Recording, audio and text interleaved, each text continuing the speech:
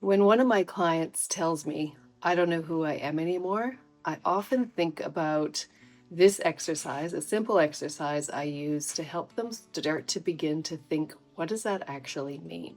So, if you're going through a big life transition, this might be something that you can try as well. So, it doesn't matter what the change is. In the month of November, I've been doing a series of videos based around the life transition of having a baby, going on maternity leave, and going back to a job. So one of my clients, it was definitely talking about finding that she didn't feel like herself anymore. Everything that she'd done before didn't feel the same. It didn't give her the joy. It actually brought a lot of frustration and anger. And she was confused why, she was doing things the way she'd always done them. Why wasn't it feeling the same now?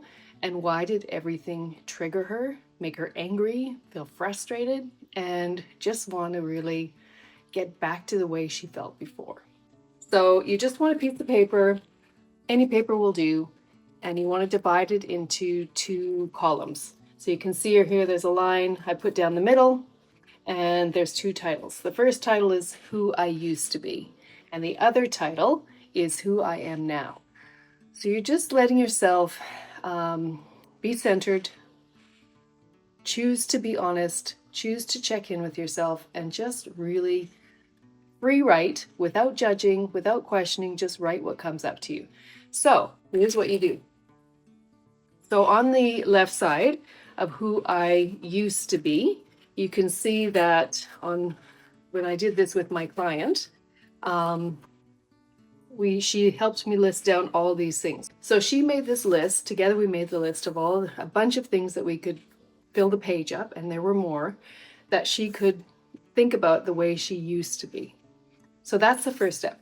Under that first heading, Who I Used to Be, write everything about the way your habits, your responsibilities. She's finding that she's angry. She's angry about some of these things. So she knows this is an area she wants to look at. And we talked about how when you're feeling resistance to something, or you're feeling it's not working anymore, or you're feeling, why isn't everybody else doing this? Why is it just me? So when you have some sort of reaction, negative around something, pay attention to it and write it under that list. Okay, so that's step one. Now, step two, you're going to take a look at the second column. So the second column here is Who I Am Now.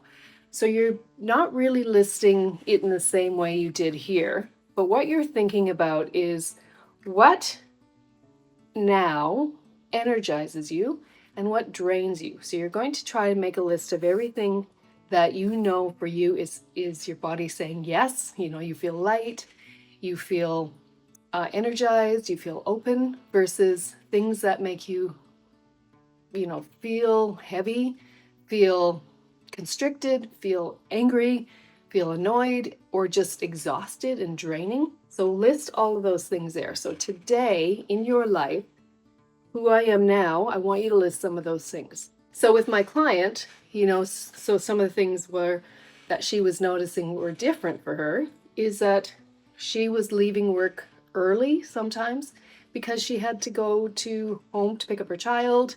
She had something else that was also pulling her, so she could no longer stay and finish everything at work and do what she had to do. So she was noticing that was kind of conflicting. So right now, even though it felt good to be able to leave, it also felt she was feeling like she was wrong. There was something wrong here for her. So she was beginning to see it was easier for her to let go of the control of creating the fun for family and just being present with the family. So that's something she listed here. So for you, you want to write as many things as you can that you notice in your life, how you're showing up now.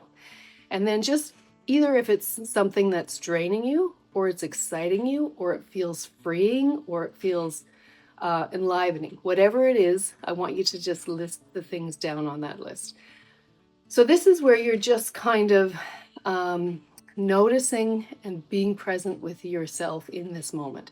And this word truth is really important because you are being truthful to yourself and honest about how it's making you feel, the things that you're doing now and the things that you did before, and who you were, and the habits you had, and the beliefs you held. So these are the things you're just going to list down and make it into this chart. Okay, so then the next part I want you to do is you're going to go back and you're going to look at the lists of what you wrote. And I want you to notice what's the biggest change? What's the shift that's happened here that you're surprised to see? What are you noticing that's really different from who you were before and who you are now? So the gap that you're going to see is sometimes you're seeing that, you're really happy with the shift that you're making, and other times you're seeing yourself as a failure, who you were before and need to be different now. So just notice all the things that are coming up. Now, the gap is nothing to do with failing. It's nothing to do with being wrong. It's really the space that you need to allow the growth to come. And when you pay attention to what's happening, that's where you can really allow it to flow freer and to hear and see for yourself what feels right next. Okay, so the next step, and this is based on Martha Beck. So this is from her work and inspired by what she's done. So when you go back to your list, this first list here, who I used to be, I want you to think about each one of these. Is it still true for me? So you're going to read it, do all the dishes. So you want, this is just a simple habit that you have. But other things like organizing trips was a really big piece that she realized, no, I don't want to be the one that does all this. And I don't want to be so tight with controlling and trying to make things create something that maybe is impossible to create. So she let go of this need to do that. So this is no longer true. So I'm just going to put not true, NT. And then other things might be true still, but changing. So yes, it still feels okay, but there's room for it to shift and change some more. So for example, be the best parent was one of the things that she really believed she was, but she was finding her story about what a best parent meant is what's changing. So of course she still wants this, but the way she defined being a good parent or being the best at her job is what's shifting. So take your time, sit with it, really decide how each thing feels. Often your body will guide you. You'll feel that constriction if it doesn't feel good. You'll feel lighter, freer when it does. So pay attention and be guided by your body as you move through. Okay, and then the next step, the last step here.